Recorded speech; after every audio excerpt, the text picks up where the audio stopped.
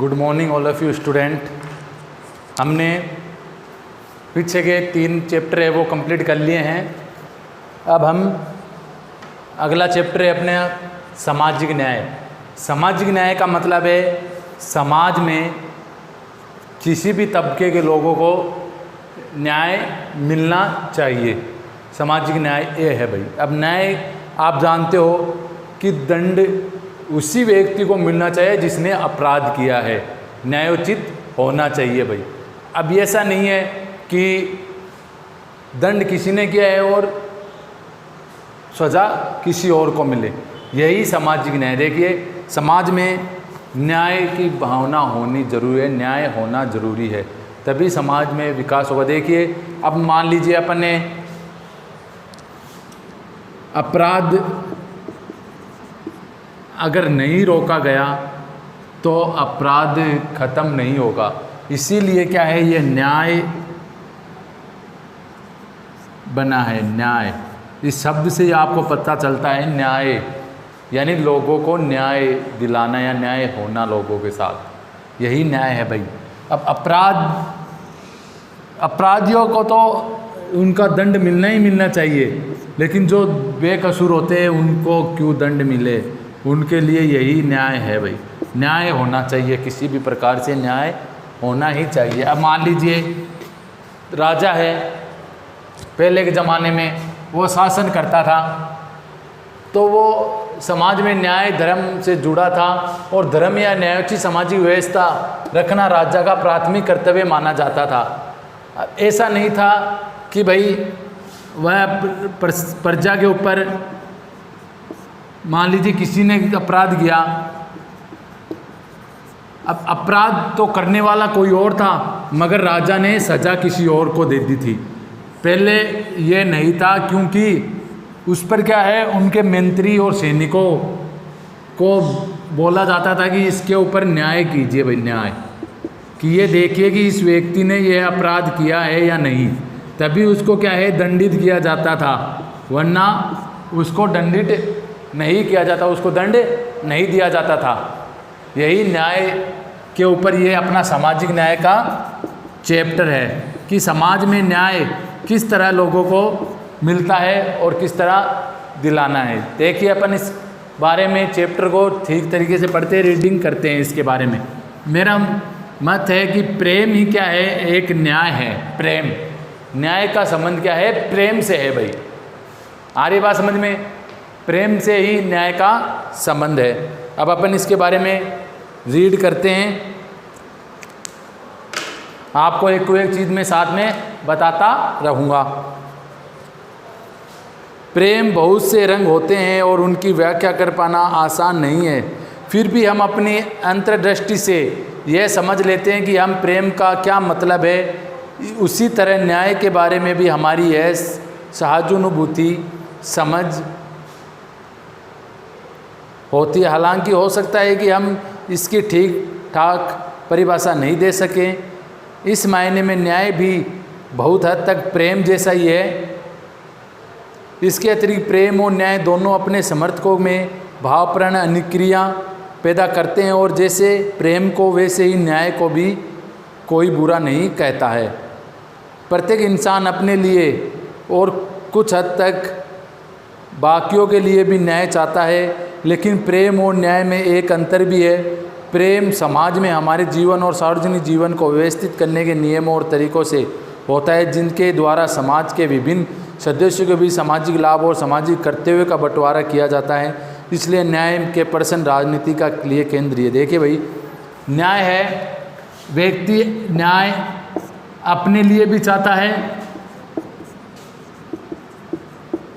और समाज के अन्य व्यक्तियों के लिए भी न्याय चाहता है।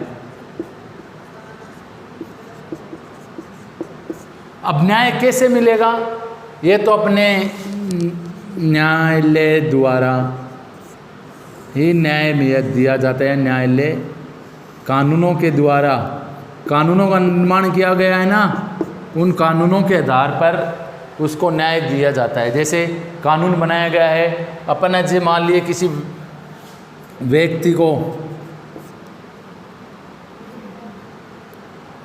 को न्यायालय ने दंडित कर दिया या उसको मान लीजिए 5 वर्ष का कारागार दे दिया, मगर वह जो व्यक्ति को दंड दिया गया है वह उसका हिस्सेदार है या नहीं है, ये भी देखना जरूरी है। वो अपनी मान लीजिए इसने चोरी का अपराध का आरोप लगा इस पे, अब इसने वो चोरी की या नहीं की, उसको न्यायालय ने उसको दंड दे दिया झूठा या किसी के बहकावे में या दबाव में किसी भी प्रकार से इसको दंडित कर दिया, तो ये अपनी याचिका सुप्रीम कोर्ट में लगा सकता है, राष्ट्रपति के पास भी लगा सकता है, ये अपने न्याय की मांग उनसे कर सकता है।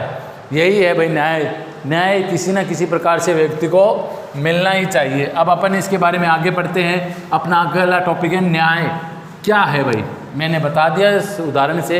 अब अपन आगे भी बढ़ते हैं। तमाम संस्कृतियों और परंपराओं को न्याय के प्रश्न से जूझना पड़ा है, भले ही उन्होंने इस अवधारणा की व्याख्या भिन्न भिन्न तरीकों से की हो। उदाहरण के लिए प्राचीन भारतीय समाज में न्याय धर्म से साथ जुड़ा था और धर्म न्यायोचित सामाजिक व्यवस्था कायम रखना राजा का प्राथमिक कर्तव्य माना जाता। चीन के दार्शनिक कन्फ्यूश का तर्क था कि गलत करने वालों को दंडित करे और भले लोगों को पुरस्कृत कर राजा को न्याय कायम करना चाहिए। वाक्य में क्या बात कही है कि जिसने अपराध किया है उसको ही दंडित करना चाहिए, भले लोगों को पुरस्कृत कर राजा को न्याय कायम रखना चाहिए। ईसा पूर्व 4वीं सदी के एथेंस में प्लेटो ने अपनी पुस्तक द रिपब्लिक में न्याय के मुद्दों पर चर्चा की है। सुकरात और उनके युवा मित्रों ग्लाउकॉन और एंडीमेंटेंस के बीच लंबी वार्ता के जरिए प्लेटो ने दिखाया कि हमारा न्याय से सरोकार होना चाहिए।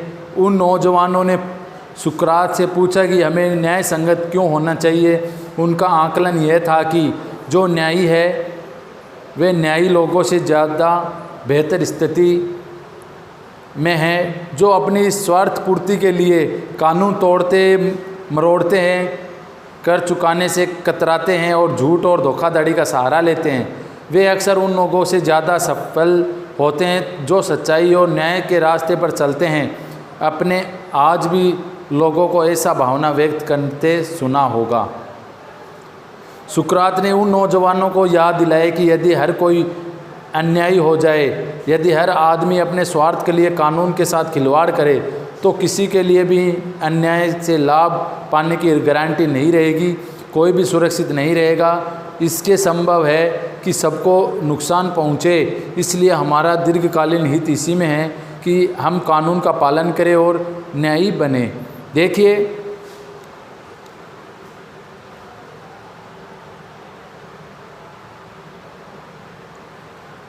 सुकरात ने कहा है कि यदि हर कोई अन्यायी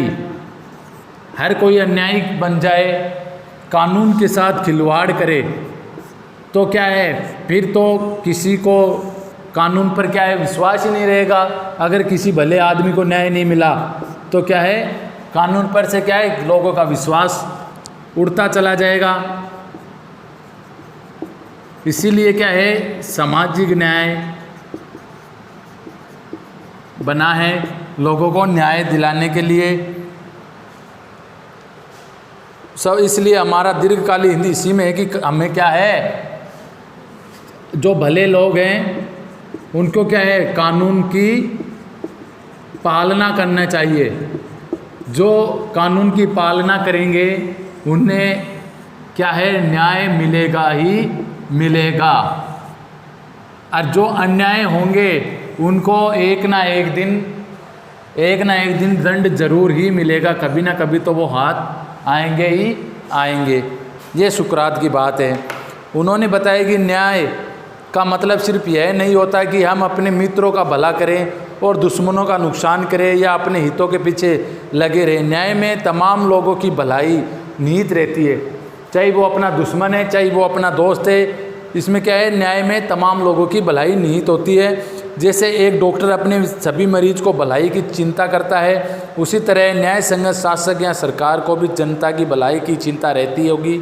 जनता की भलाई की निश्चितता में हर व्यक्ति को उसका वाजिब हिस्सा देना शामिल है। भाई यह विचार कि न्याय में हर व्यक्ति को उसका वाजिब हिस्सा देना शामिल है, आज भी न्याय की हमारी समझ का महत्वपूर्ण अंग बना हुआ है।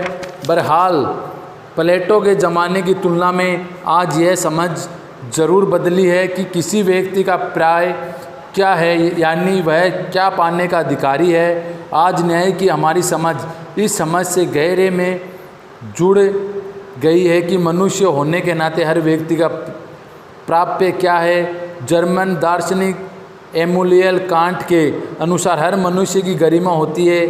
अगर सभी व्यक्तियों की गरिमा स्वीकृत है तो उनमें से हर एक का प्राप्य यही होगा कि उन्हें अपने प्रतिभा के विकास और लक्ष्य की पूर्ति के लिए अवसर प्राप्त हो। न्याय के लिए ज़रूरी है कि हम तमाम व्यक्तियों को समुचित और बराबर की अहमियत दें। भाई ये नहीं है कि न्याय है वो सभी को बराबर मिले, वो सब न्याय के लिए क्या है, सभी समान है। भाई ये नहीं है कि एक को तो दोस्त अपन मान लीजिए, अपन दोस्त को तो अपन कह रहे हैं कि मेरे दोस्त को तो भलाई सोचे, अपने दुश्मन की क्या है, बुरा सोचें। तो न्याय क्या है, ये सभी के लिए समान सोचता है, चाहे वो दोस्त हो, चाहे वो दुश्मन हो, चाहे वो एक बार तो चाहे वो क्या है अपराधी ही क्यों ना हो, उसके लिए भी क्या है, न्याय ही करेगा कानून।